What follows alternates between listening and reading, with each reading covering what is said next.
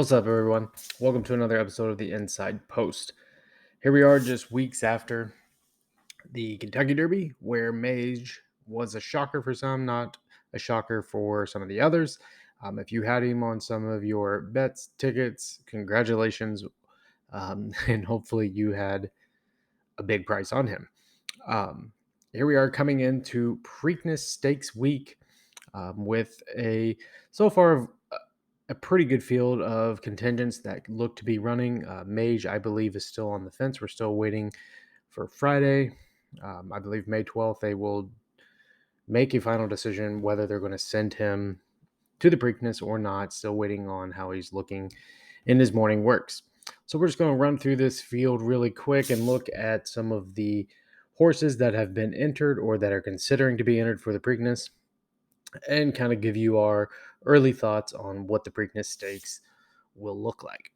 So, Horse Racing Nation has kind of released what their top nine will look like and some of their possible odds. Just like most expected, Mage being the early favorite, with Forte not being able to get in here, basically coming out of that vet scratch from the Kentucky Derby. Right now, it looks like First Mission may be the only contingent to give Mage a challenge. Of course, you got to take the Baffert runner in National Treasure, and some of the horses that have not raced in the Kentucky Derby, like Blazing Sevens and Red Route One. Um, Confidence Game, Disarm, all coming out of the Kentucky Derby. Interesting for those to be placed in here. Disarm is an interesting horse, kind of getting up at the end for the fourth place finish in the Kentucky Derby as kind of like a secret horse that kind of snuck in and rallied really, really late. Interesting on the odds of 8-1 and 6-1 on those. Usually, that's what we see. Horses coming out of the Kentucky Derby have a little bit better odds than some of the other horses that kind of skipped the Derby or did not draw in, such as Blazing Sevens and Red Route 1. So Blazing Sevens comes out of the Bluegrass at Keeneland, placing third. Um, Barely had enough points out of that disappointing finish.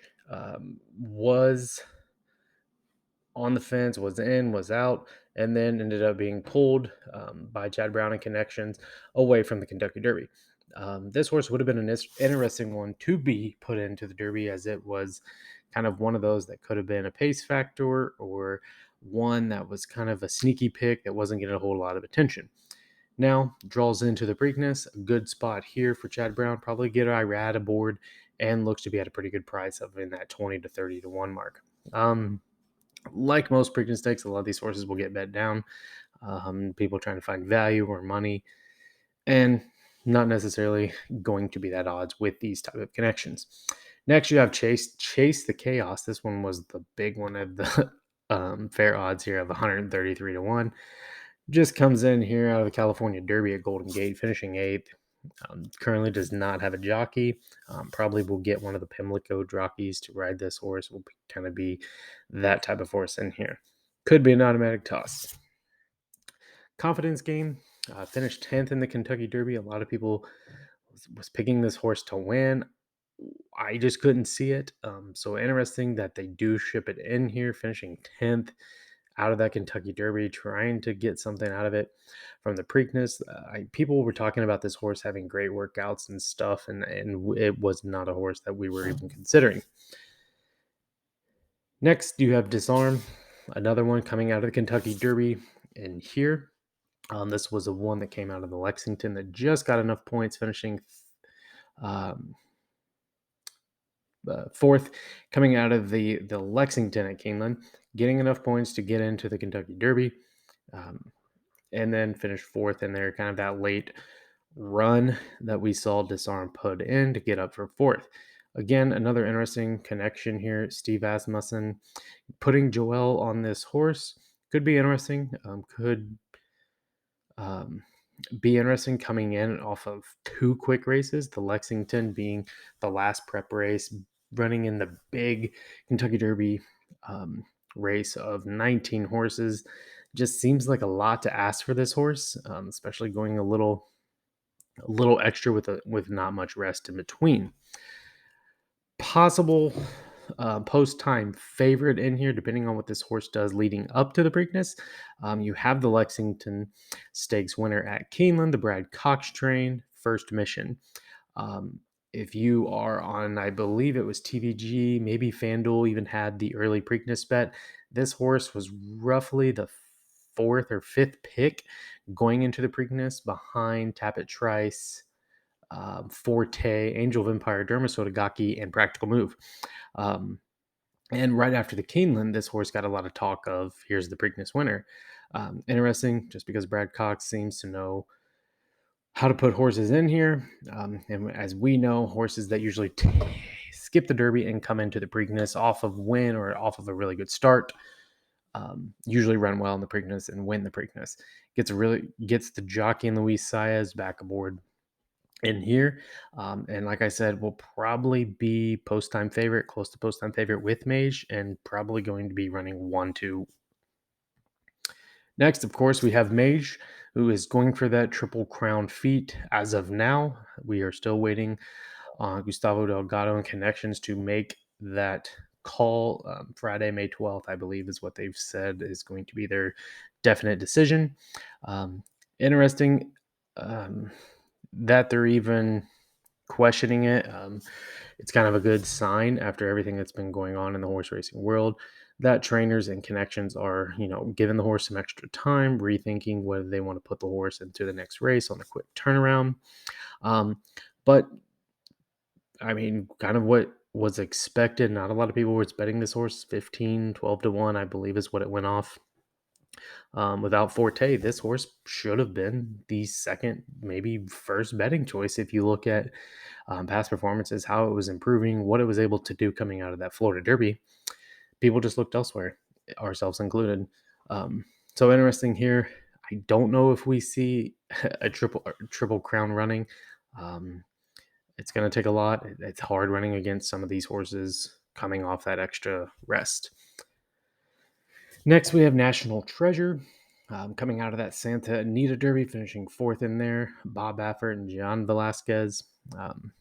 It's Baffert trained, so anything can happen. Was a horse that has ran against Forte, or ran against Practical Move out on the West Coast. So interesting that Bob wants to ship this horse all the way here for one of the legs of the Triple Crown. Of course, we know he was not able to run any horses in the Kentucky Derby, so he's going to probably laugh in our faces and say, "Ha, I'm going to run the show out here on the East Coast and win the other two legs of the Triple Crown." Who knows? It's got one of the best jockeys aboard right now. Just not a whole lot the National Treasure's been able to do. I mean, you see the fourth in the Santa Anita Derby. If Bob really wanted to stick it to the Churchill Downs Committee, if he would have won that, then either it would have took points away from a horse or something along those lines, even though we knew the other two scratched out. Here we have Perform. For Shug McGahee, for Feargal Lynch is currently getting the mount on this horse coming out of the Federico Tessio. I believe that was at Laurel Park, first place finish in there. Not really a whole lot about this horse. Interesting enough that Shug is putting it here in the Preakness, coming off of that first place finish in a lower amount stakes race. Once we get PPs on this one, we will kind of dive into it and look at it a little bit more, kind of start checking out the workouts on this one to see what type of runner this is. And lastly, we have Red Route 1 for Steve Asmussen again. Currently, we do not know who's going to be the jockey on this one. Comes out of the Bathhouse Row at Oaklawn Park, finishing first in there. I believe this horse was put in at, I believe it was the Arkansas Derby, and was beaten out by Angel of Empire. Horse did not have enough points to get in to the Derby. However, if it left state on the docket, it may have, just because of all the scratches. This one's interesting. I kind of like the price right now at 20-30 to 1 on this horse. Kind of going to watch who Steve and Connections put on him for the jockey. I see we don't have the other Ortiz in here. So that could be a possibility. Um, maybe get Tyler Gaffalione has been riding really well as of late. So we will see who gets the mount up for Red Route 1. So there's kind of our 9 horses that have been entered. As of now, I believe there may be 1 or 2 other horses that are kind of waiting for that last minute decision whether to send them here or not for the Preakness. Once we get those, we will kind of update it as well. And then we will obviously have the big Preakness Stakes card for you in video to dive into. So make sure to hit that like button, hit that subscribe so you get all the Preakness, Triple Crown, Stakes, racing action right at your fingertips on our YouTube channel. We will also be doing some stakes races coming up for this weekend. We have the Man o' War Stakes at Belmont. So Belmont is starting to heat up. We're getting a lot of these East Coast NYRA tracks.